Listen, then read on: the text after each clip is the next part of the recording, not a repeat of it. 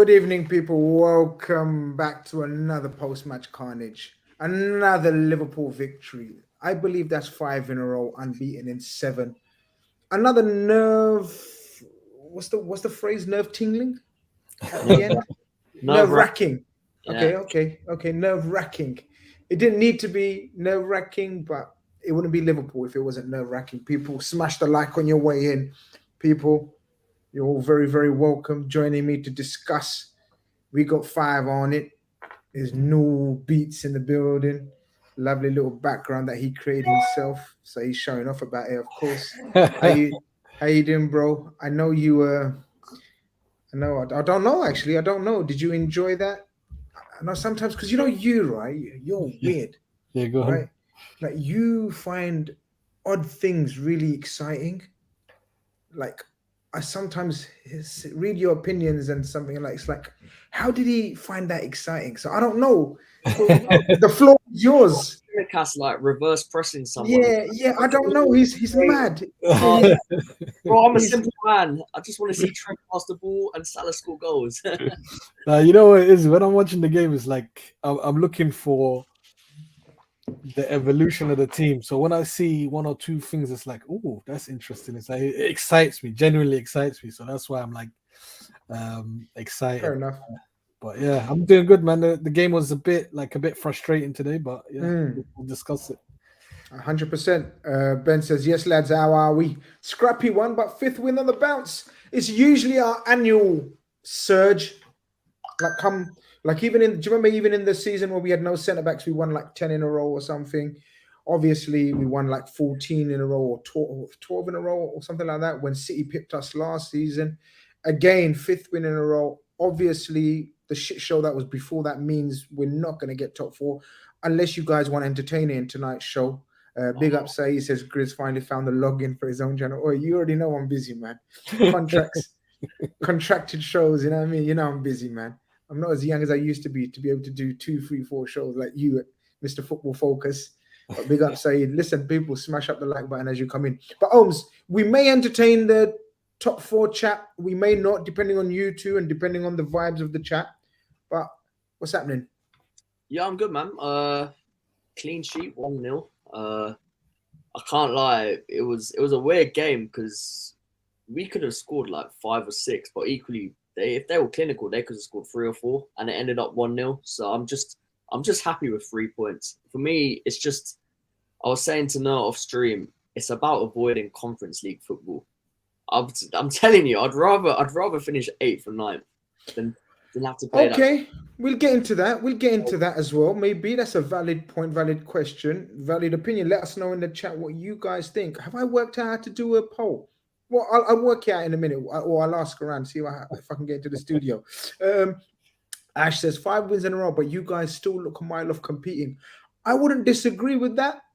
No, honestly, I'm being honest. I'm not trying to be too critical of my beloved Liverpool, but I have to be honest. I kind of agree with Ash.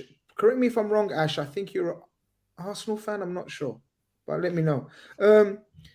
5 wins in a row, but we don't really look the finished article or close to challenging the likes of a Man City, or do we, in your opinion? Are we a few tweaks away? I think we're a few player upgrades away, yeah, because and some of the links that we've been linked with as well kind of probably dictate that. Someone that's comfortable with the ball, that doesn't give away the ball a lot, especially in the attacking thirds that allow us to sustain a lot of attacks. Because what happens is, especially with the new system where Trent inverts, you'll have Van Dijk and Ibu just there as the insurance policy. And if we don't have people to press at the right time, you'll get what happened at Tottenham. 3 or 4 chances they had, probably one-on-one with Alisson, because of no one was there pressing the second ball. Everyone just were bunched up in a group, and then Skip will get it, one pass through, and then boom, there's one-on-one. So we need to tweak those issues with the right type of players as well, and then maybe I think we can go again. I think Noor makes a very good point, or good points there. I mean, I know Mr. Positive is you, and you is Mr. Positive. But even I think you will admit that, of course, it's a new system. Of course, it's a new way of playing. Of course, we're looking for tweaks.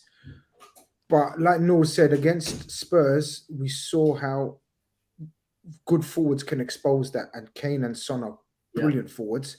Today, it was Vinicius and Willian and Harry Wilson, who obviously are not on that level, and therefore they didn't capitalize. But they still had 2 or 3 times where, if we're playing that kind of level of players that we aspire to be in terms of latter stages of Champions League and consistency in the title race, we need to work on this and, dare I say, bring in players to complement this new way of playing.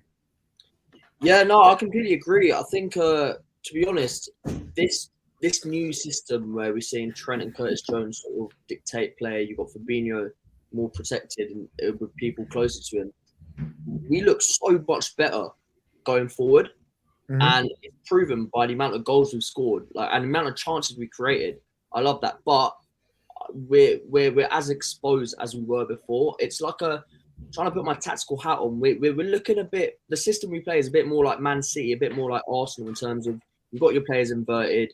However, I honestly think you need to go into that transfer market and get the personnel to play that position, those sort of positions. Look, I think Fabinho has been great the last few weeks in this run, but also I don't want us to get complacent and say, "Oh, he's back." He's not going to hit the level. I'm not stretching it to great. Maybe I'm biased because I called him not finished, but I said he's finished at the highest level for me, at the level that I want Liverpool Football Club to be at, the level that he was, the level that we were. He's one of 2-3 players from the first 11 that I don't think they'll be back, man. I think back. Yeah, I think if you look at that team, he's never going to be back. When I say great, he's greater than before this season, which is. But come on, that's like. Yeah, it's like what I could have been. Yeah, you know what I'm saying. Yeah, I think what we need now is people to complement sort of Trent. If Trent's going to do that, you now need the sort of people to complement him. So where Fabinho's playing, where Henderson's playing, you need people who are, one, technically secure, and 2, fit, just pressing monsters. Because our whole game plan now is we've reverted back to what we were doing very early on the clock, where we're pressing, we're committing so many people high up that if they play 2 or 3 good balls out of the press, boom, they're in. And you saw that with Son, you saw that with Kane, Kulusevski. You saw that with Willian and Vinicius today sometimes. So I think we need people. We need 3. You need a specialist DM. You need someone like a McAllister who can probably slot him to where Henderson is, a Mason Mount. Guys who are, one, going to move around that pitch and do the defensive work, which Henderson does do, but on the ball, they don't lose the ball. Because that's part of the thing. If you lose the ball, that's when you're most exposed. We're playing balls into such dangerous areas where Trent's technically capable. You got people like Gakpo, Jones. I think Fabinho's been better on the ball, but when say Henderson and Nunez in those sort of half spaces, the ball sort of pings off them a bit more, and that's when the likes of Palhinha, Sukic today were able to pounce and then set their players free. When we're sort of in their half moving forward, and they've got all the space in behind. So you need that technical security. And if you look at Arsenal, you look at Man City, you've just got absolute ballers in there just popping it in and out. And that's all we need. So I think, one, we need people with legs, but also the main thing is that sort of technical security that I think we're looking at if we're looking at the people like Mount, McAllister, etc. Guys, obviously we're not gonna address. We're just gonna mention the elephant in the room, because obviously there's a sorry, not this one. There's a Bang Bang Shorts who's all he said is this. That's all he said. Every comment is this. Look at this. Bang Bang Shorts. Live post-match carnage, Liverpool versus Fulham. That's the title of the show. It's not a transfer show. Tomorrow, tune in at 7 p.m. I will be live with the brilliant Zach Lowry and the equally as good Evan Sacregard. And we will be discussing transfers, Jude, Ugarte, Florentino, Luis, and all of that business. So today is not the show to keep what's the word? Trolling, not trolling, but what's the when you keep spamming the chat with the same shit. What it is the show for is smashing likes. Apparently we've only got 49 likes, and that is disgusting. 180 of you here and 45 likes. Get out. Like, I'm telling you now, I'll switch off the stream and get out of it. Like, what's the point? Like pity like at least, innit? Like, okay, Jude said Jude's not coming to Liverpool, pity like. Grizz in the mud, pity like. Yeah. Liverpool not getting top 4, pity like. Because there's a lot of you haters in there, because all you're doing is Jude. Last time I checked, Jude ain't gone anywhere yet. What's going on? I'm gonna start hating. Grizz, I'm gonna start hating you as well. Of course, and rightly so. Me, it's me. I'm the reason why Jude is not coming to Liverpool. We'll discuss that, as I said. We'll discuss Jude and transfer targets and alternatives to Jude tomorrow. We've got a brilliant show with the brilliant Zach Lowry. Make sure you're here. Put your notifications on. Subscribe if you haven't. The road to 30K is live and exclusive. No, let's get into the lineups, man. Obviously, we're going to make a few changes because I believe that's the 5th game in 14 days. Yep. Something like that. So we're going to start making a few changes here and there. Average age is 27. Obviously, it's lined up as a 4-3-3. We don't play a 4-3-3 anymore. We play a 3-2-2-3. Would you agree? Would you disagree? Yeah. I think these websites need to start doing off the ball and on the ball formations, because off the ball, we are 4-3-3. On the ball, we are a 3-2-2. To be fair, the TV channel I was watching the game on today did set us up in like a 3-4-3. Yeah, I respected it. So big up. Was it Sky Sports? Sky Sports something. Sky Sports. I don't know. 3-4-3. 3-4-3. Yeah. Okay. No problem. I can accept that. That might be a 3-4-3, but sorry, go for it. What was your thoughts on the lineup and the players that we've selected to play in those particular roles? Yeah, I agreed with the lineup. I wanted to see Tsimikas in this role and how he interprets it for himself, because we know what Robertson gives you and that energy up and down, and also Darwin Nunez came back in with Luis Diaz and Mohamed Salah. So I was intrigued as well to see how we adapt our play for someone that's not dropping in and turning and driving on or setting up the two wingers. So it was interesting. Darwin was causing chaos as we saw, counter pressing and pushing energy all over the place, and so it becomes a little bit more important that we sustain attacks and hold on to the ball in those half spaces in between the line, something we weren't doing. And the most frustrating thing today at today's game, you probably saw 4 or 5 chances where we could have put a through ball in, and you saw them just give it straight to a defender's feet. And it was so frustrating, because that's when I started imagining, all right, who can we bring in the summer that would pop these balls through, and boom. It was so close. You're right. Curtis Jones was playing really well, I thought, Holmes. Henderson started off okay, lots of energy. Diaz as well. Diaz was the star man for me in the opening few minutes. Looked really lively. We just couldn't put the right pace on that right ball or play it to the right player. And then if Nunez or Salah were on the receiving end of the final ball, their touch, their awareness seemed really off today. Yeah, it was that was the story of the game, wasn't it? It was final ball. That's all we were saying. Couldn't count the amount of times where if we played that final ball correctly, it's a big chance. But yeah, I thought Diaz, I thought he looked stronger. I don't know, is it just me, or the way he was collecting the ball, he looked stronger, he looked even quicker. You know how before he was a couple of times, guys, I don't know what you guys think, and people in the chat, I don't know if I'm bigging up one or cussing the other, but there was times where Curtis Jones and Diaz, I couldn't tell which one was receiving the ball and turning with it. That's true. That's true. That is true. Honestly, you know, Probably like obviously the hairstyles, but not only the hairstyles, but in terms of the strength on the ball, the ability to take the ball on the half turn, to drive at players. Curtis Jones, and we're going to get onto Curtis Jones, but sorry, I interrupted you about Luis Diaz. Yeah, I just thought him and Curtis Jones had a bit of a link up going there. Yeah, it's that left hand side, and he just looked sharp. Diaz. It didn't look like he was out for 6 months, and it was just like he gave another dimension that we forgot we had. So we knew how good Luis Diaz was before, but it's almost like we forgot how good he actually was.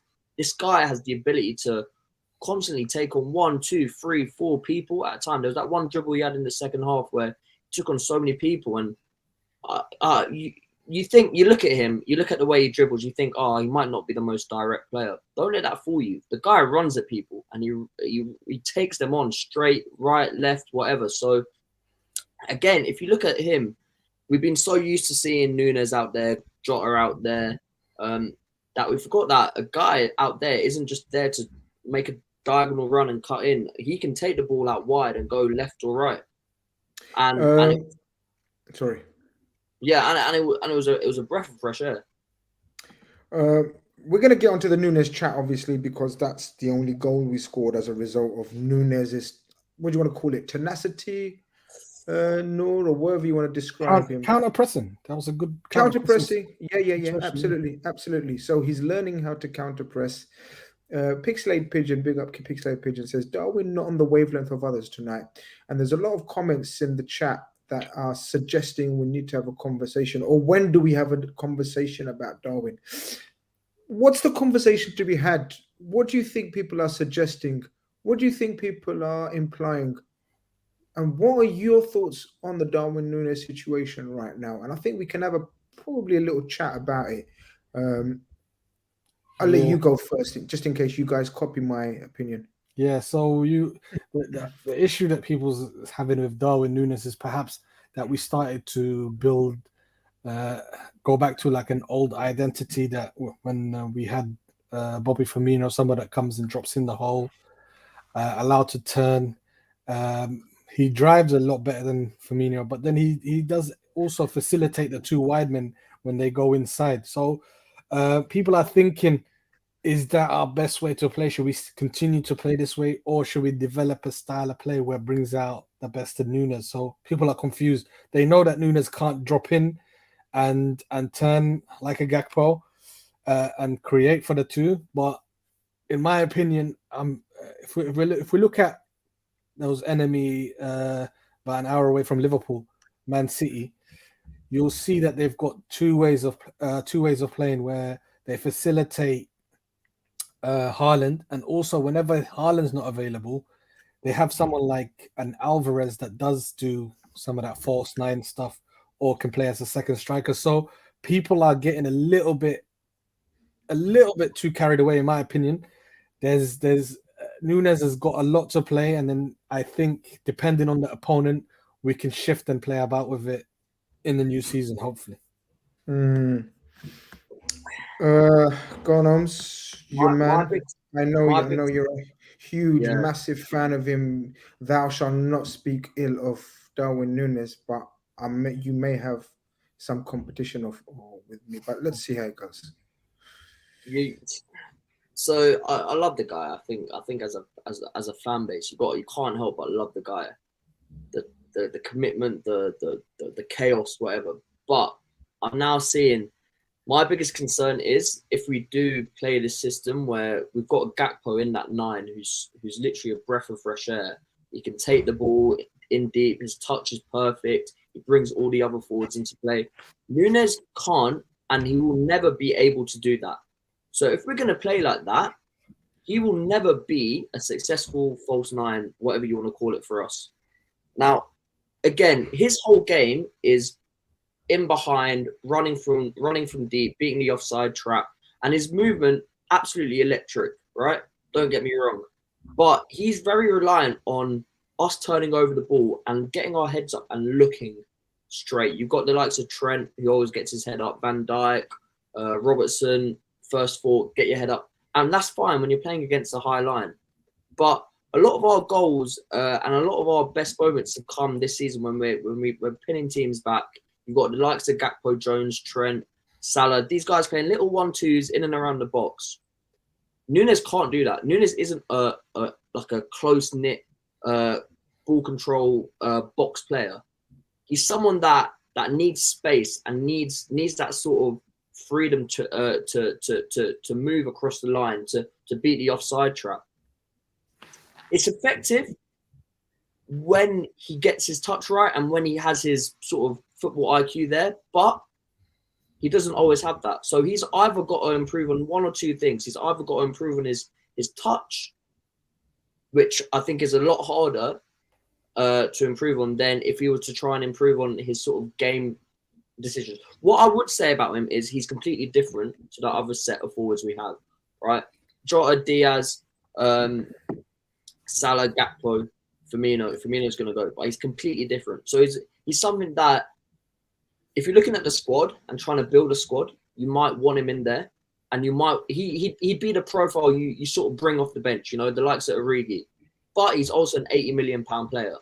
Did you bring him in to do that? So that's my biggest concern, is he has to adapt, because we're not going to adapt for him. We're not going to build our team around him if we have a system that is a lot better and has proved to be a lot better than anything we've done with him so far. I think you raised a few points, and you know I get what you're saying as well. First and foremost, big up Dinesh, who sends in a super chat. Evening, Grizz, and everyone. Do you think, as I think, Mason Mount is the right player for our system? He's a working midfielder. Some fans don't think the same. I think Mason Mount is perfectly suited to play the Henderson role. He's a younger, fitter, faster, technically better, and has more legs than Henderson right now to play that role. I think he'd be absolutely perfect. We just need to get him out of Chelsea. He has to decide to get out of Chelsea. That's the problem. Darwin Nunez, yeah. I think the problem for me is he's different. So not only is he different to Liverpool fans, he's different to the players that they've used to. He's different. Obviously, he's different to the fans. He's different to the players. He's different to the coaches. He's a different player to everyone, or anything that we've had through the center. Possibly, guys, since, in fact, not even Origi, because he's got a different profile to even Origi. Origi was not great technically. Origi wasn't good at coming short. Origi was strong. Origi was big. When you look at him, you think, "Oi, he must be able to do that target man role, so to speak, and then use his pace and power to go in behind." He didn't do it enough. Darwin Nunez, we think, "Oi, he's big, he's strong. He should be able to do that role." He doesn't do it enough. He's got attributes that I think that can be utilized in this team, especially when you got players with the vision of Trent, Diaz, Gakpo. Seems to have a good eye for a pass. Not subtle, but very direct. I just don't think this is the system for Nunez. I think the previous system, the 4-3-3, where the width comes from the fullbacks and possibly a Diaz, was more suited to Nunez. Thoughts? No. I see exactly where you're coming from, but I think the key to Nunez will probably who we buy as a 2/8, because 80 to 90% of the time we'll be playing a team that's inferior to Liverpool. Mm-hmm. We'll be having the most possession. So the key for me is the sustaining of an attack and being able, because for me, I don't know if you guys, I wanted to ask you guys, when we have those interchanging plays just outside the box, sometimes it frustrates me because we're too predictable and we're too eager to just go take that shot to go on it. For Salah is always trying to take that left foot shot in the far corner rather than give it again. Play, stop trying to get the goal straight away. If it's not open, it's not open. We need players to just keep recycling that moving players out of position until that obvious ball is available for them to give it into, where Haaland scores. You see Haaland scoring like tap-ins for Man City because they have the patience to continue playing the same way again and again until it's opened up. And I think Liverpool is stuck between two ways. Are we maintaining the Klopp way, or are we going into this possession-based, keeping the ball as long as possible, and battering the team like off the pitch with regards to possession? So Liverpool need to decide which way they want to play and then go from there, in my opinion. I have worked out how to do a poll. Oh, amazing. Breaking mother news. It only took what, 2 years? I don't give a shit how long it took. It might be quicker than how quickly Nunez adapts to the team. Yeah. But while you give me your opinions on what Noor said, I'm gonna do a poll in the chat. So because I'm excited, I know how to do it. I know how to do a poll. So, but basically, the question I asked Noor is a question like, he's new. It's gonna take time. I get all of that, but I think we should have varieties of formations, and then the variety and the options of attackers and the different profiles will suit more. Basically, what I'm trying to say, sorry, Ohms, in a very long-winded way, is horses for courses next season, right? Yeah. Which means, what do you mean? Which means horses for courses. Horses for courses means like different horses for different courses. So different formations, different teams, different profile of players. We shouldn't play the same players in the same formation, basically. So this 3-2 or 3-4-3 you're saying, I don't think it's suiting Nunez centrally.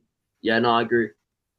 I think I know, I completely agree, and I think that's where we need to adapt as well. If you play teams for a 38-game season, some teams will be suited to that 3-4-3, and then you need to look at playing that 4-3-3. It might be, and that's what someone like Guardiola does so well. Sometimes that guy's playing 4 at the back with 4 centre backs, and all of a sudden he's playing 3 at the back with Bernardo Silva at left or right back. Do you know what I mean? So look, yeah, Clarence.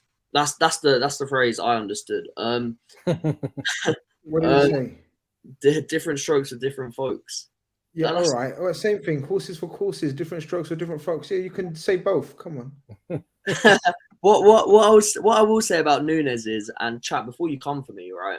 I'm not saying be Haaland, but the way Haaland is a Klopp player, but is able to fit into that City team where all he does is literally occupy the 2 centre backs and then make those sort of darting runs. And before anyone comes to me, chat Grizz, no, I'm not coming for you. He needs to maybe. The beauty of Haaland is he sometimes doesn't do much until he needs to do stuff. Nunez, I feel sometimes he's still young, he's still raw, he still feels like he needs to prove himself and overdo stuff. Whereas, mate, if we are squeezing a team back as we did to Fulham in the first 20-30 minutes, don't get involved in link-up play. Just occupy those 2 centre-backs. Let that ball come to you. And then that's where you make that quick movement to get in front of your man. You know, his first goal against Fulham and the very first day of the season where literally in between the 2 centre-backs, quick movement, back heel, goal.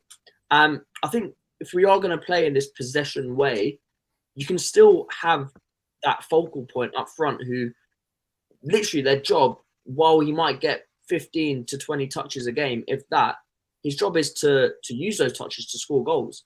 And I think if we can translate, because I think it's easier for us to teach him how to score than it is to teach him how to become Cody Gakpo or Roberto Firmino. So if we can sort of find a way to merge his talent, his way of playing alongside this new style of playing, then there is a way, but it has to come from him, and it has to come over pre-season, I feel. Just a super chat before I wanted to make a comment on that. KD, appreciate the love. He says, we're playing a new system. Not every player is going to adapt to it without a pre-season. Very good point. He has had a pre-season, though. So not such a great point. It was a very short one. Oh, I beg your pardon, KD. You mean a pre-season with this system? Sorry. Yeah. Plus, he hasn't started in a game in weeks. As Grizz says, calma. Absolutely calma. but it's very good to talk about it and discuss it. Guys, I've done a poll, and is it up if you can see it? But then obviously people are saying define success. I'll let you define success. Just vote yes or no. Whatever success means in your vocabulary. That's the way I look at it. What was you going to say, Noor? Very quickly, I was going to say, the Haaland, the Haaland example you gave, I think I started thinking back to what Noor was saying, and it's so crucial, the types of two attacking midfielders or two out of the three midfielders that we buy are like the profile of players.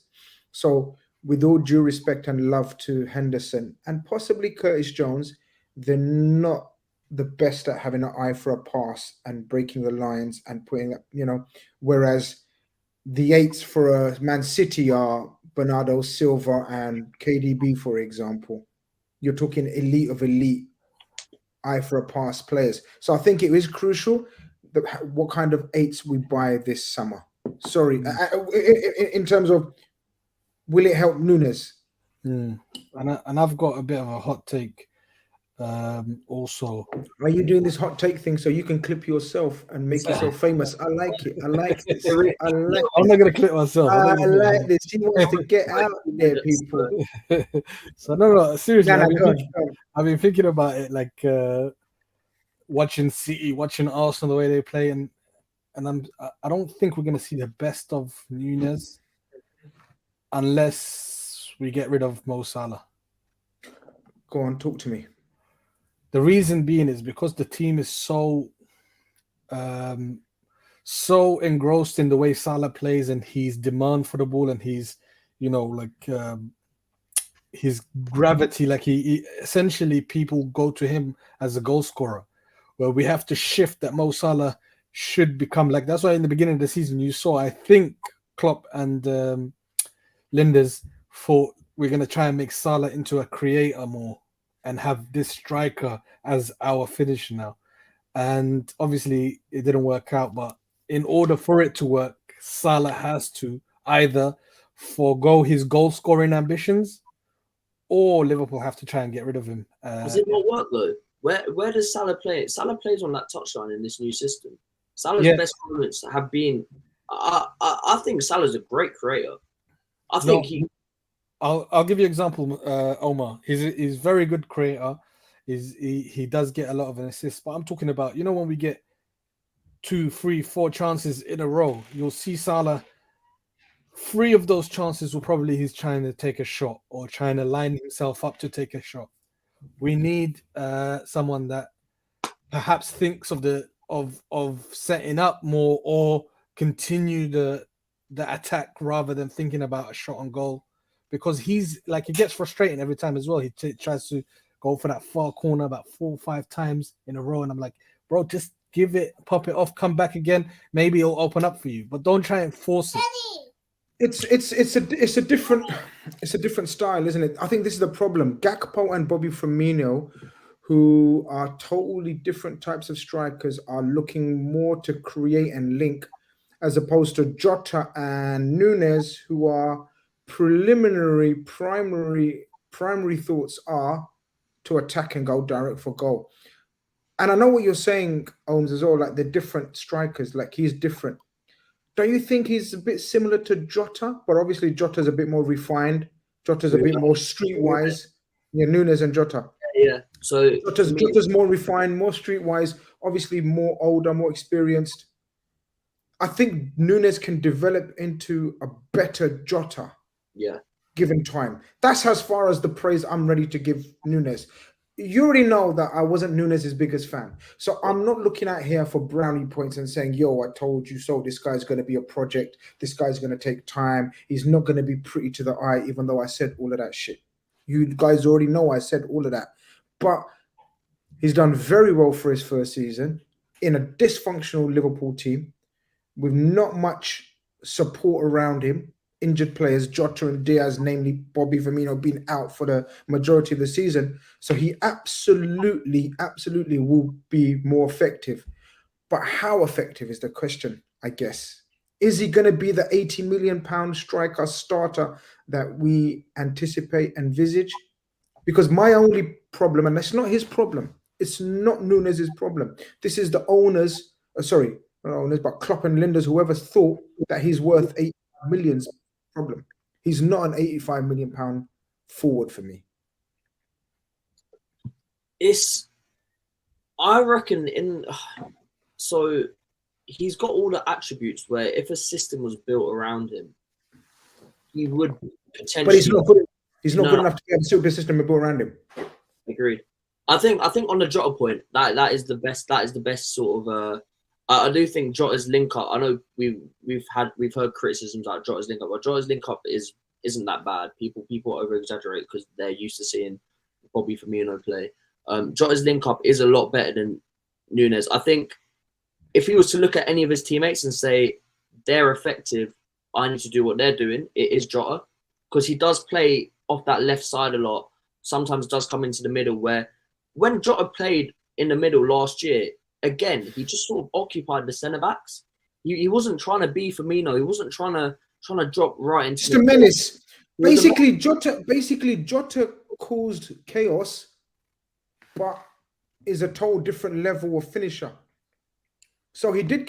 Jota causes chaos when he's in the box. When he plays central, Jota's a menace. Yeah.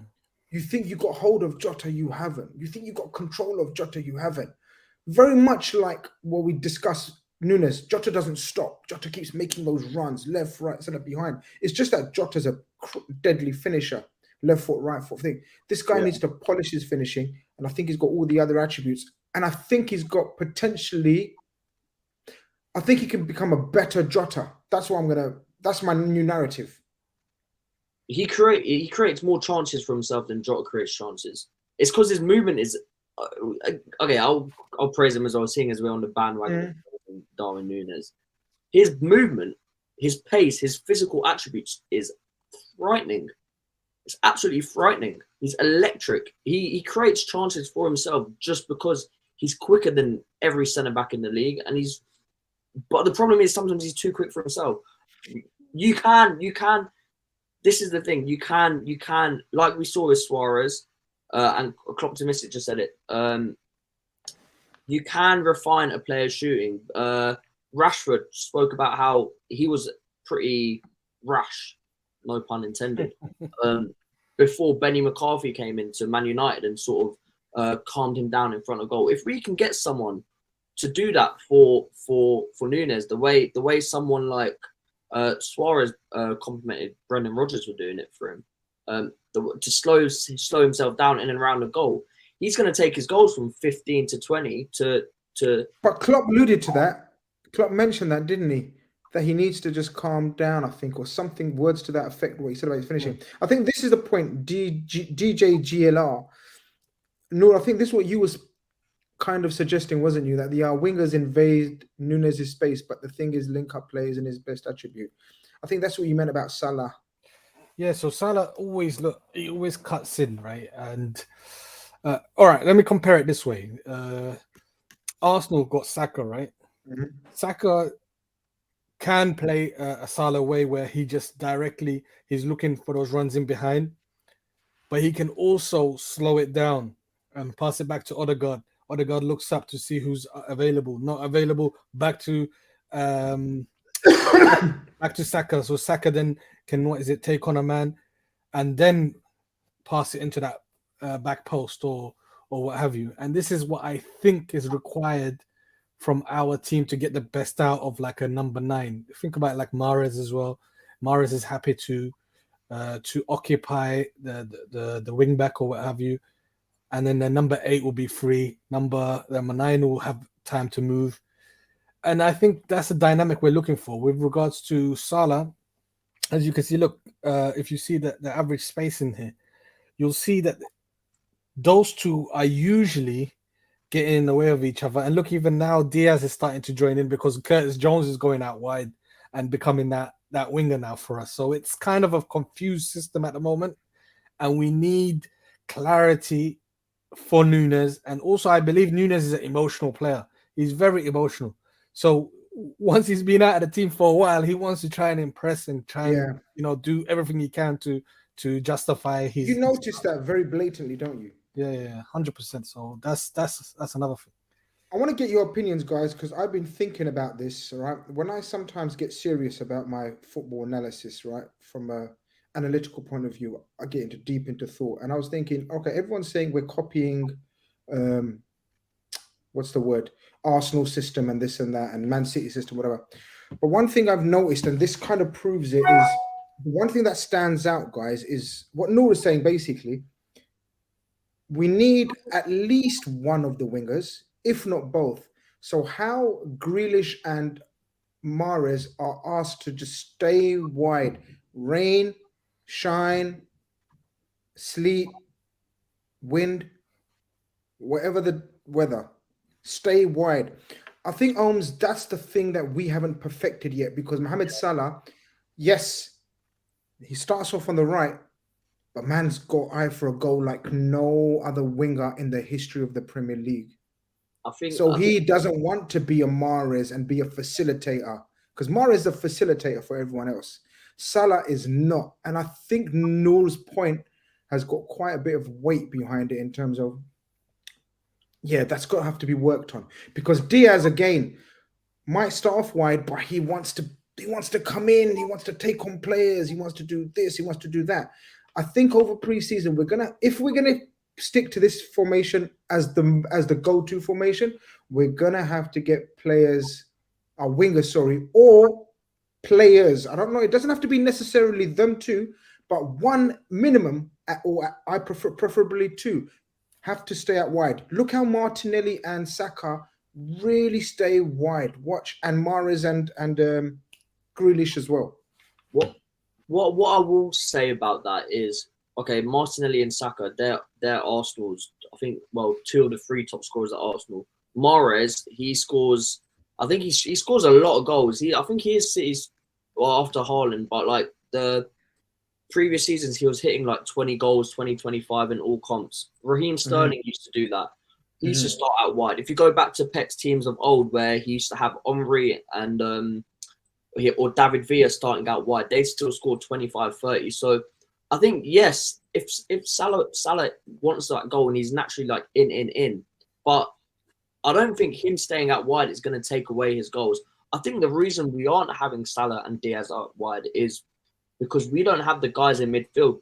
We don't have a midfield technically secure enough to occupy that space, to vacate to basically occupy that space to allow guys to stretch. I agree with you. I think it's more of a safety valve to have numbers in there in case for transition purposes. And even though we're still being transitioned, it's because do you remember Man City? They got transitioned loads of times when they started this formation. Do you remember we thought, oh, Man City, you can get through Man City here, but slowly they've not perfected it. They may perfect it. I don't know. If they go on to win the treble and the 3-peat, people will say that they have perfected the system. Arsenal nearly won the league with this way of playing. Yeah, Arsenal were transitioned loads of times, in sort of early phases of this formation. You look at it, and you've got at Man City, you've got Rodri, KDB, Bernardo, Gundogan. Those guys occupy the midfield spaces. Insane. At Arsenal, he just sends Zinchenko in there and keeps Xhaka sort of away from that, because he knows Zinchenko's more technically secure. So he's got Zinchenko, Partey, Jorginho, or Odegaard in there, sort of controlling it in midfield. So again, it comes back to the need for those technically secure and eights that we don't have. Curtis Jones is technically great, but then you look at Henderson, you look at Fabinho. These guys, they can get caught on the ball. So I think it'll be interesting the sort of profile of player we go for in summer, to then see if we do move into that complete City way, if you want to say. Yeah, look, we haven't even discussed the penalty and the goal. Some people, you guys, come on. We're doing better. We're over the 100 mark, but 125. And as Clocktomistic's got his hands over his face, exactly. We feel like that as well. I've learned how to do a poll. There's a poll in there. I don't know if you guys, is there a way of retweeting the poll? Or am I just getting a bit too carried away with the technology? No, the poll sits at the bottom. Oh, poll sits at the bottom? Yeah, it should sit there. Okay. Yeah, What's the results like so far? Hold on, let me check it. Yeah. What's the result saying? 67%. Will Nunez be a success for Liverpool? 67% say yes, 33% are saying no. Yeah, not a bad poll. Interesting. Smash the like button. You can leave a poll going, have you smashed the like button, yes or no? I might. Yeah, okay. Don't teach me too much. It's dangerous teaching me all this stuff, brother. I'm dangerous, bro. Bro, you might be paid tomorrow, I can't lie. You give me technology, I'm dangerous, bro. If I'm this good without technology, Grizz Khan with technology, the world is in trouble. No, I'm asking for a power cut and loot. To become a super villain. David, I already am with Jude. With Jude into Madrid. Ace villain. Man, I tell you, man, I switched on my Twitter today. Lord have upon mercy, upon mercy, upon mercy. But we'll talk about that on a different show. David T says Uruguay and Central C was good today. Yeah, look, it's gonna have to be time and patience with Nunez. But as we said, he gets the winning assist. That goes down as an assist, right? Any doubts in your head, Noor, about the penalty? A lot of my boys in the chat coming at me in my WhatsApps, different ones. They were saying, "Oh man, you can't be calling that a blatant penalty." I said, "I can be calling it a blatant penalty. What are you going to do about it?" I don't think he threw a leg in there. It's more of a hip, and you can bring someone down with your hip. Like if I put my hip in the way of your run, I can impede you.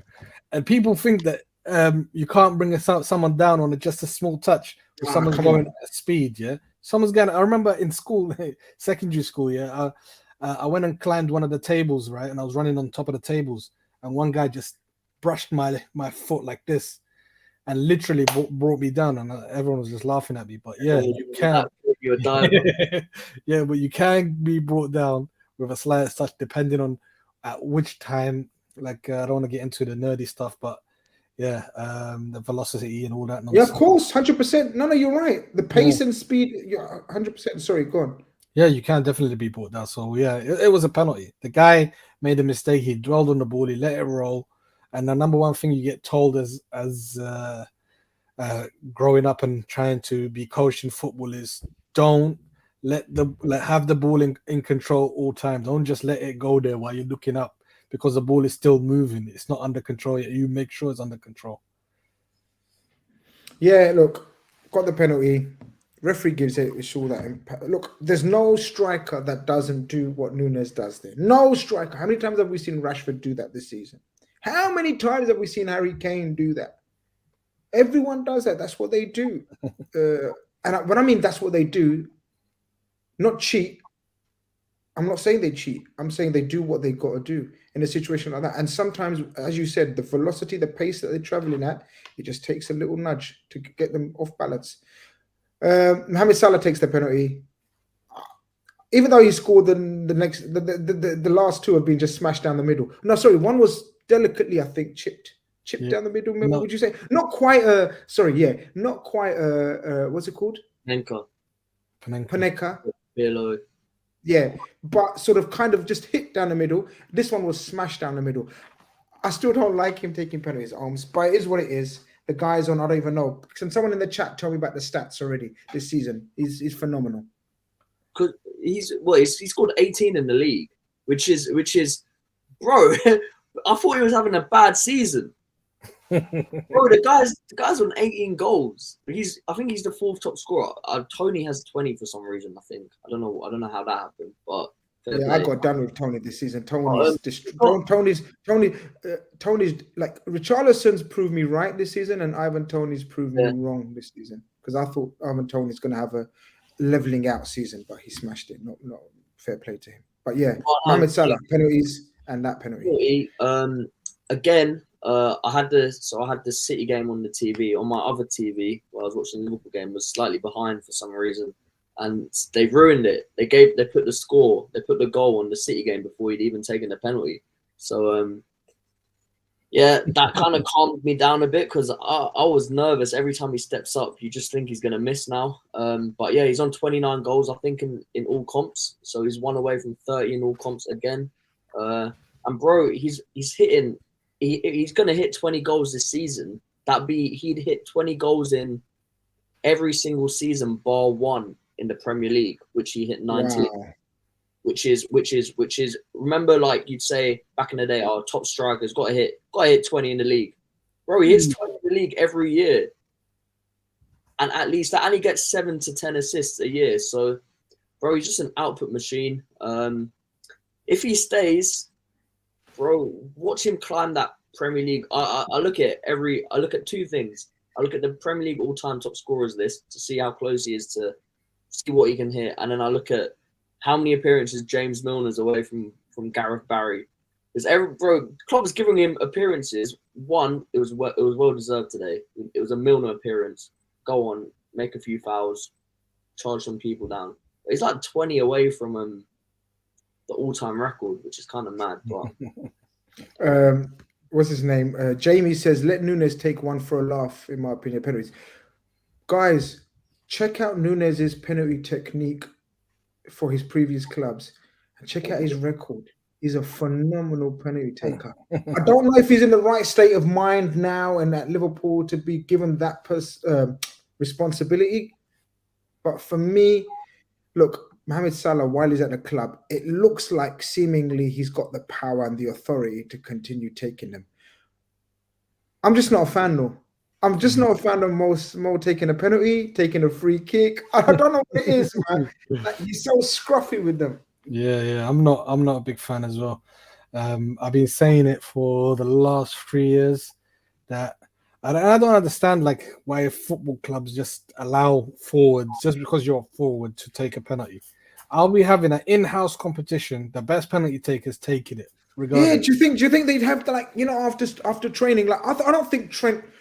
If Trent concentrates, I don't think he misses a penalty. Fabinho doesn't miss penalties. Yeah, Fabinho's our best penalty taker. The guy side netting. I know, but I don't trust him all the time. Like the guy. I saw Fabinho, right, when he was at Monaco. Panenka, the PSG goalkeeper, when they were 1-1, he made it 2-1. And ever since that day, I was like, that is cold. But what do you think? No, but what do you think? I genuinely don't think Trent, if he's given the task of taking a penalty, and if Trent focuses with his technique and ball striking ability, I genuinely don't think he misses a penalty. And the way he's playing now, with the confidence and the bravado, could he be the penalty taker, a la Stevie G was our penalty taker supreme, moving forward? Because James Milner's not gone, right? Salah is not going to take them forever, right? We need a new penalty taker coming to the fore. If Trent, all right, here's a hot take, right? We're in the 54th minute. Yeah, here's a hot take. If Trent continues to play in this position, and we get the midfielders needed to let him thrive, I reckon next season he can hit 25 to 30 goals and assists. What? Ooh. Yeah. Oh, combined. Because he will hit. What's he on this season already? He's on 7 assists, about 3. He's on about 10 to 12, and it's a low. He's on about 11, 12, and so it's a bad season for him. It's not that much of a wild take, actually. No, this could be one of Holmes's ones that he looks back and says, "I told you." At first, I thought, "Shut your mouth, man." That's the only thing I would love Trent to improve on is his shooting from just the edge of the box. I mean, he's got everything else KDB has, but I just think he always scoops them or hits them high when he's on the edge of the box. But he's not got the practice. He's not been playing there enough. He needs to do repetitive strikes. Like today, he got closer and closer. That side foot was very much KDB-esque. The volley as well. Did he before Diaz got in the way of it? Yeah. So he's getting there. He's getting the confidence. Have you seen his buzzer? He's not just playing from the right. He's coming on the left as well. Yeah. And I love the way. I guess we're segueing into, because the game after that was much of a muchness. We took the lead. They have a couple of breaks. We should do much better with our possession and our final pass that we've discussed. And Trent seemed to be enjoying the game so much, and he hasn't been enjoying the game. Yeah, we enjoying the game, right? 100%. Because when you saw him like playing just predominantly at right back, you saw the guy like sometimes this is what happens is when someone just gets fed up of a position and he's probably itching to go into that midfield. Or are we sure? Do we think? Well, obviously we don't know, but do we think Trent wants to play this position and role? 100%. Body language tells it. The guy was, as you saw it. You saying it, the buzzing. The guy was like, especially at the Arsenal game. That's when you thought, hey, this guy is actually getting like a second wind here. He's loving it. You can see the swagger coming in, the touches, the plays. I posted a little clip from the West Ham game where he passes it to Salah, then goes across to receive it again from midfield, and then without looking, he's looking at this side and he just does a no-look flick onto I liked Khanage. And the guy is just absolutely, I think that's what he wants more responsibility. And what I'm thinking, he wants to dictate the play. He wants to be like the guy that everything goes through. And I think he can do that.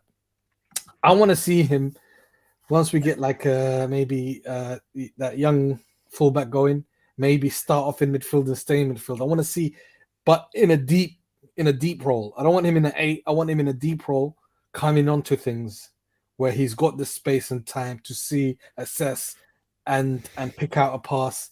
Not where you want him relieved of the right inverted right back role. You want him relieved of that. You want him fully blown as an 8 now. No, I don't want him as an 8. I want him as in a 2. The 2 6s, one of the 2 6s. Oh, you still want him in this 2 6s role? Yeah, and I think he'll get the time, space, to dictate from deep. Like, and I don't want to compare him to. Now say it. No. We're allowed to compare it to the. Xabi Alonso. There's those balls from deep, like spraying them and then coming short here, and then from time to time he does that late run, shot top corner. You know what he has though. More than Alonso, which is why I think Grizz, the Gerrard comparison is a bit better. He can play higher up the pitch. He can link up higher up the pitch, and he can drive with the ball. You look at Xabi Alonso. Xabi Alonso would touch immaculate 1-2 touch, flip a ball over, whatever. But Trent can run with that ball, and he can take it, and he can stride. The way KDB does, the way Gerrard does. I'm not saying he's on that level, but he's not. Yeah, he hasn't got the power of the KDB and Stevie G, but he's got the touch. He's got he's got the vision for sure. He's got the weight of pass, the crispness of pass, the technique. He just hasn't got the power of a KDB and Stevie G. And obviously, not everyone has the power of a KDB and a Stevie G.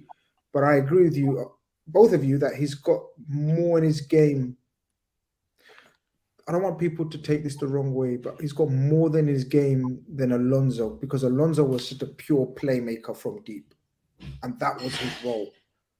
He has, but the only issue I have, if he plays in the 8, because I saw him when Mr. Southgate played him once in the 8, and he kind of looked a little bit lost. Maybe it's because of the England setup or what he's been asked to do there.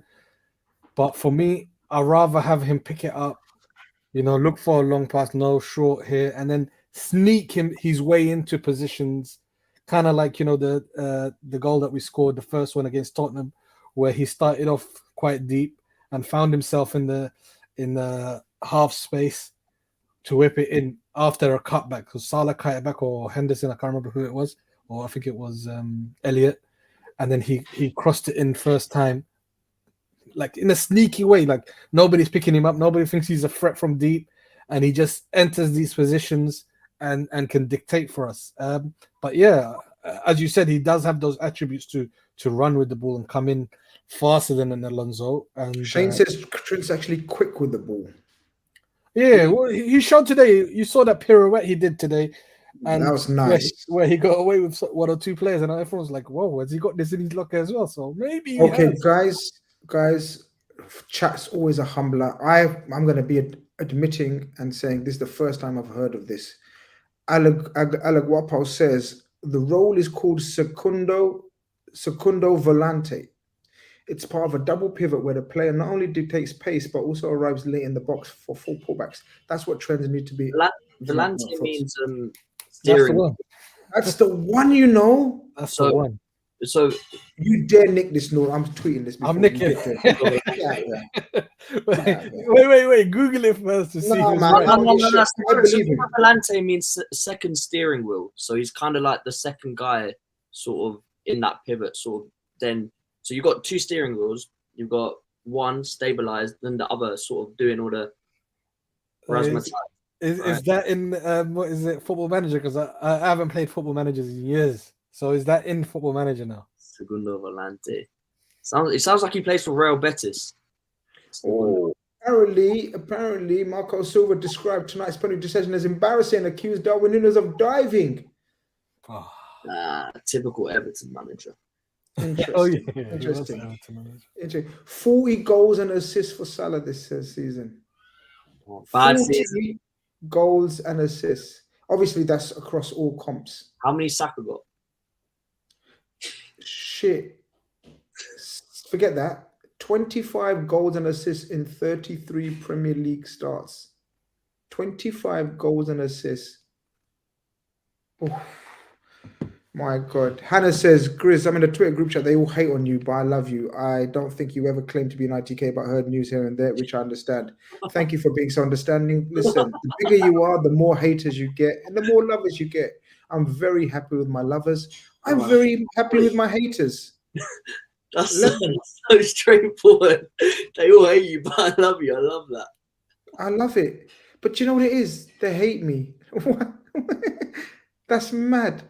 I'm in group WhatsApps where they're hating on me. I love it. That's Bring great. it. Total Eclipse. I know you've been asking me this question every 10th message. Grizz, bro, now that Judy's gone, which 4-3 midfield do you want to see at the club? I literally told you, my friend. Tomorrow is a Transfer Khanage show at 7 p.m. with me, Evan, and Zach Lowry, who's an expert on all things Portuguese football. That should be good. Grizz loves to be hated.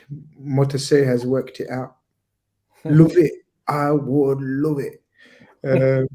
I do embrace it. Love and hate. Thin line between the two. You should embrace it. People already know I embrace it. Look, not much to talk about in the game. Just tense. Just. We were a whisker away or a final pass away of making it look comfortable with the second goal. Yet we were one mistimed offside trap, like we've done so many times, one gegen press away from conceding. We nearly do that, but this man, this freak, this beast, Alisson saves us again. Wow, what a save! That save. Honestly, like frustrated. You could see in the Fulham players' faces like frustration and hate and anger for what Alisson just did there. Because even me, I was shocked. I was thinking, how the hell does he know where that ball is going? That arm was just so firm on that ball. It was like absolutely crazy. Alisson, the best goalkeeper, at least I'm going to say in the Premier League. I don't want to argue with people from like Europe or whatever. But in the Premier League, he is the best goalkeeper, hands down. Nobody can argue with that. There's no doubt. But obviously, there's a conversation. And shout out Michael. Michael Talks Football, our contributor on the Eurostars show. He is very adamant that Mike Mignon is the best goalkeeper in the world right now. The one from AC Milan. Very good. Yeah, he's very good. There's no doubt about it, but I think Alisson... He was playing against us last season, right? Yeah, he saved a Salah penalty, ironically enough. Oh, there you go. and he let in that Origi shot, that weird shot that just... Yeah, so I don't know. I've got that in the back of my head. That's the problem. I can't remember that, but he is. He's a tremendous goalkeeper. There's no denying that. I still don't like Alisson with the ball at his feet. I know he was calm today and he picked out a couple of passes, but I don't know about you guys. He just doesn't look. I've got a theory about that, you know. Go on, hit us. I think whenever the players are just so passive and they just allow him to have the ball for ages and not demand it of him quickly or make a move out wide to receive, that's when he does the mistake where he just has too much time.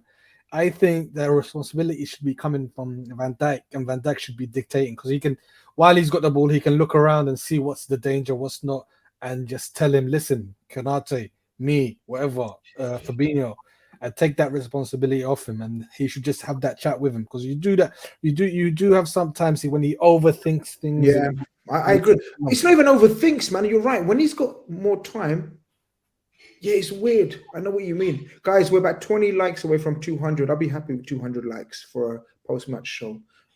So let's get to 200 likes. I'm about to do another poll. Hat-trick of polls in one show. You already know. I'm on this. I'm the poll master from now on. I'm gonna ask man of the match. It's like when you give a kid a new toy. That's me, bro. That's me. So bring it into school. Yeah. While I do the poll, is there anything else that you guys want to talk about, particularly in the game that you enjoyed, or any aspect of the game? Because I didn't really enjoy the rest of the game or anything. I just wanted us to finish off a couple of really slick passing moves, which we never came close to. But go on, you've obviously got something that you want to chat about. Go for it. Yeah, I think today I'm. Oh, sorry, go on, Holmes. I just wanted to talk about the thing we enjoyed most from that game, which was the 3 points and what that means for the club as of right now. Because Man United, they got Brighton and West Ham away back to back, right? We could potentially be, and I wouldn't put it past them losing both of them games. All right, 4 points. Man United got who? Brighton away and West Ham away. West Ham. Brighton, they rested their players and beat. Now, Newcastle is who I'm looking at. I don't know how to change it. Yeah, Newcastle's the one. They've got, it's a long shot, right? But I'm here to throw it out to chat. Chat, is top 4 still possible?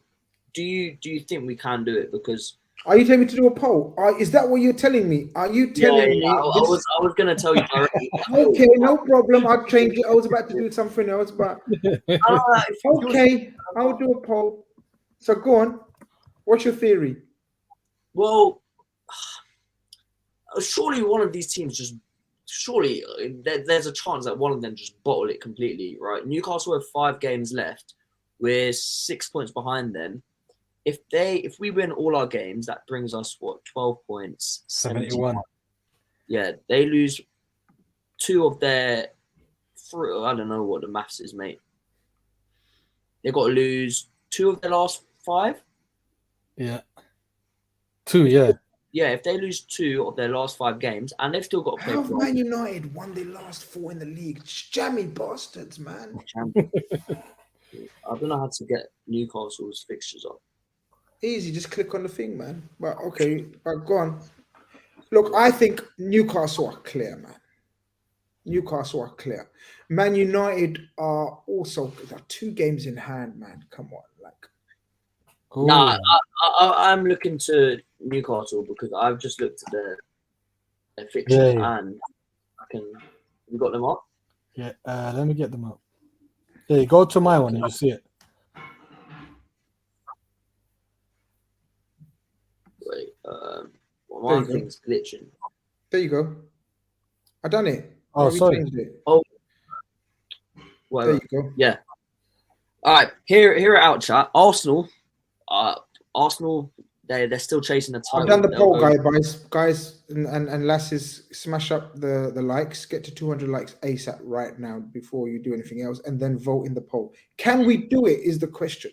Yes or no? Arsenal. Can we do what? I didn't make the poll very clear, but whatever you think. Can we not get relegated? Go on. This is the bit where Holmes brings in the deluded Holmes take. Here comes my delusional take. Yeah, Arsenal, absolutely liquid. I reckon they go to St James's Park. Nicker, they go 2-0 up. They'll win 2-1 or something, right? Then they've got to go to Sam Allardyce's Leeds. That's the difference. Sam. It's not Javi Gracia's Leeds. It's not Jesse Marsh's Leeds. It's not, I don't know, Todd Bowley's Leeds. It's Sam Allardyce's Leeds, right? Woo, tough game. You go 1-0 up there. Hold on. Nerve-wracking. Newcastle, they're starting to get a bit jittery, whatever. 6 points dropped. All we need is 3 more points dropped. Brighton at home. They're both going for Champions League football. Brighton aren't there to get rolled over. Then Leicester, whatever. Then Leicester will cook. Frank Lampard, last game as Chelsea manager. They've lost every single game up until that point. But the boy is Super Frank, the man with 10 GCSEs, 2 A stars, whatever. It's mad, isn't it? How exactly as you mentioned, Frank Lampard and Super Frankie Lampard and Chelsea. You know, Matisse pops up in the chat. Like, bro, they might be fighting relegation. They might have to win that game. And obviously, Matisse is coming in for differing reasons. But we're talking about your club, and can you do us a favor, Matisse, please? Like last day of the season, have you got something for me? Super Frankie Lampard. You know what? I hate Holmes for doing this to me. You know that. Has he dragged you in? He ain't dragged me in. I'm busting joke. I'm laughing at him. He sucked me in, man. I believe it now. Bloody hell. And now I'm gonna be nervous for every game because usually, like, I've been having a chill time the last 3-4 games. Now I'm bloody sucked in. This is also dependent. You lot, see, this is what I'm saying. This is where you lot are not veterans of the game. No. You're getting sucked in. You're better than this. This is the deluded Holmes takes when he starts saying, look at the way he said it. Arsenal are finished. They're not going to Newcastle and all this, liquid football. Newcastle are a different animal beast at St. James Park this season. And that crowd, that atmosphere, look, we talk about the Anfield myth. Myth is, we're a mythical crowd. Miracles happen at Anfield. But at Newcastle, the support is the most feverish. And it's a hotbed of football, and they're going for that Champions League spot in their first season under Eddie Howe or second season, wherever. Arsenal don't win there. Yeah, I agree. Write it down now. Arsenal do not win there. I agree. They draw. 2 points dropped. Okay. So this is how I'm going to see it. I see them dropping points to Arsenal. So that's a draw. Okay, that's realistic. Yeah, and then they drop points to Leeds, 1-0 Leeds. No, they'll draw with Leeds, or they'll draw with Leeds or Leicester, one of the two, yeah? Not Leicester, no. Come on, you're worse than Holmes. No, trust me, one of the two they're going to draw. Bad, mate. Come on. They'll lose and then they'll lose to Brighton and let us in. That's what came into my head. Well, let's take them to the final day. Let's take one of them two teams. Because we've got Southampton and they got Chelsea. I think you can go to the final day. Let's take them to the final day and let's just see, right? Let's just take them there. Right, that's all I want. Anything can happen. We saw. You remember that final day a few seasons ago? I think he's talking to you. I have. Have you watched? But then to balance it up, Conroy is the eternal pessimist as well. So he's the opposite of Omar. So Conroy doesn't think we're ever going to win a game, whereas Omar thinks we're going to win every single game. So I'm in the middle a little bit. This is also that is the sort of context. We do have to win every game. Oh no! Hold on. Conroy fights back. He says, "Think we have a better chance of United dropping points." So while I read the super chat, can you find out the United fixtures, please? So we looked at Newcastle's, right? Before we wrap it up, we'll have a look at Man United's fixtures. Yo, what's good? Long time, my brother. Delusionalism. Is there a word? That's what the take is. Delusionalism. We expect teams who become more consistent. That is to lose to ? Lol. Who to say we don't drop points? Yeah, our final fixtures is against teams we should beat. That's the only hope that I've got. But I'm looking at United's. Did you guys jump on the thing? Well, I've got United. Yeah. No, that's not the United. Is that the United ones? Yeah, that's United. Oh, wait. Should we? Okay. Go on. Same thing. Go on then. Brighton away. Brighton currently looking like the best team in Europe, the way they're playing. They're rested Mitoma, Colwill, Caicedo, McAllister for this game. Without a doubt, Brighton win this game. Okay. I don't think that's... I agree. West Ham at home, Sunday 7 p.m, whatever. They need one more win to secure safety. It'd be typical for them to do that against United. If I could see United dropping 6 points here. I say 4. I say 4. 4.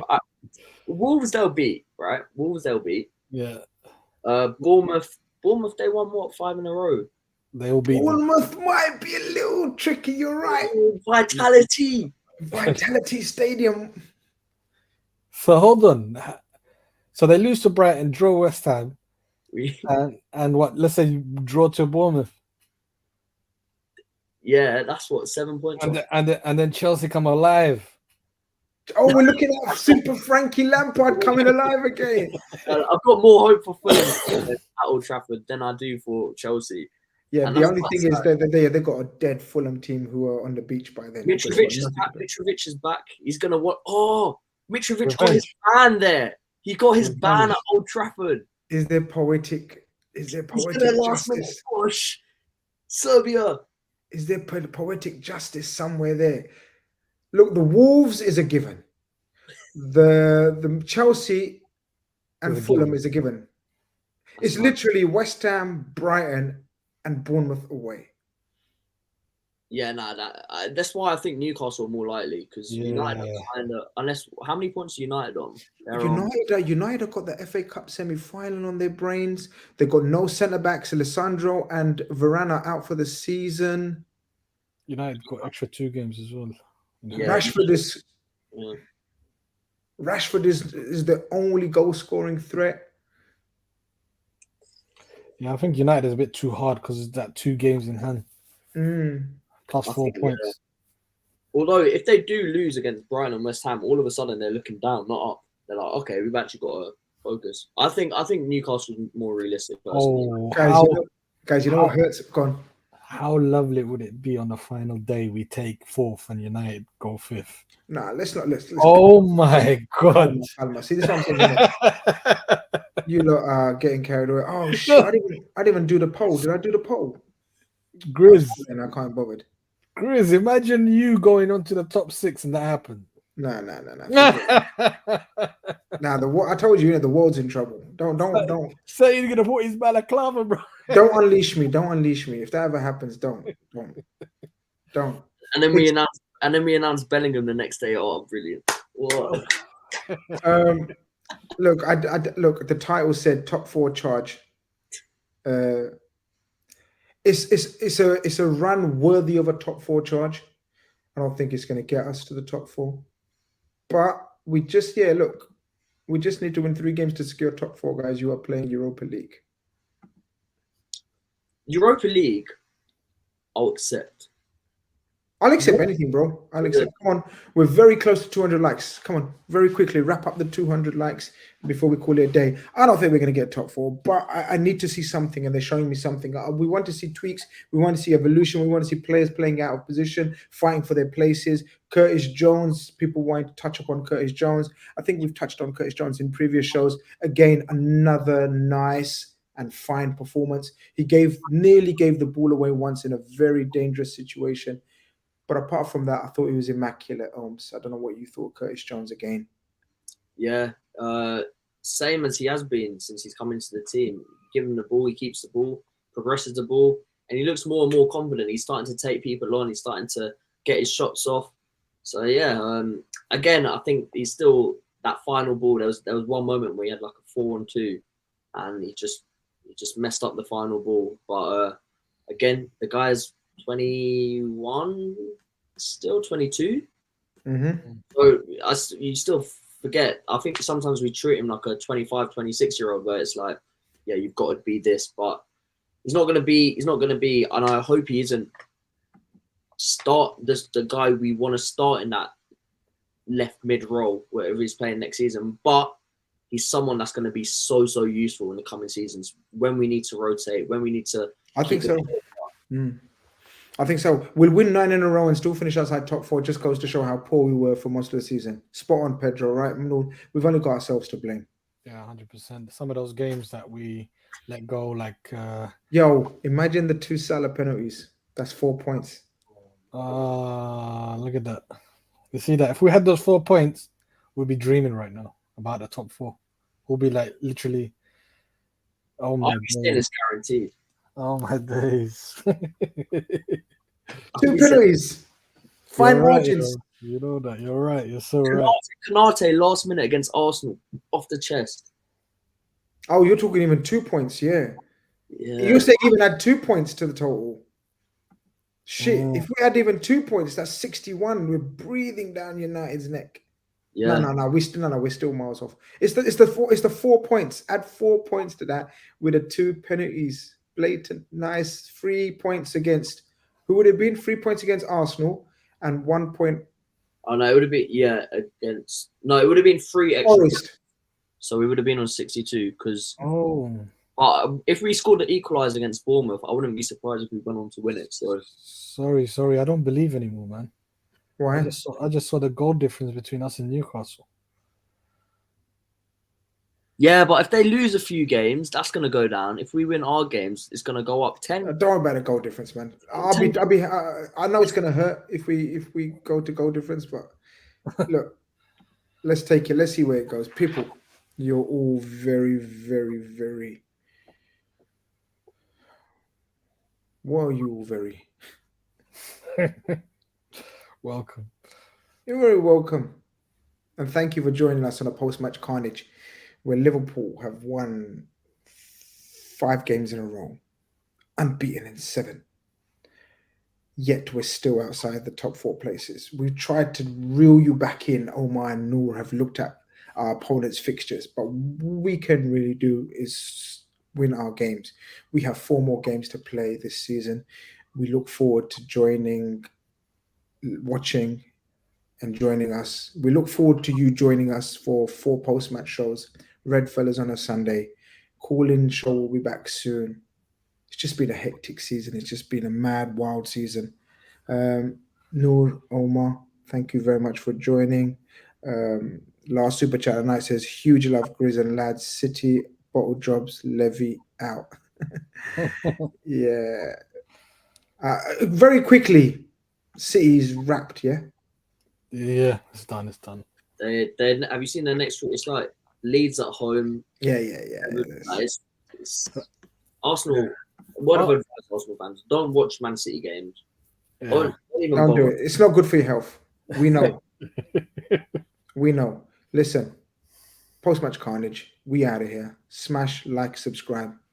Take care. Peace.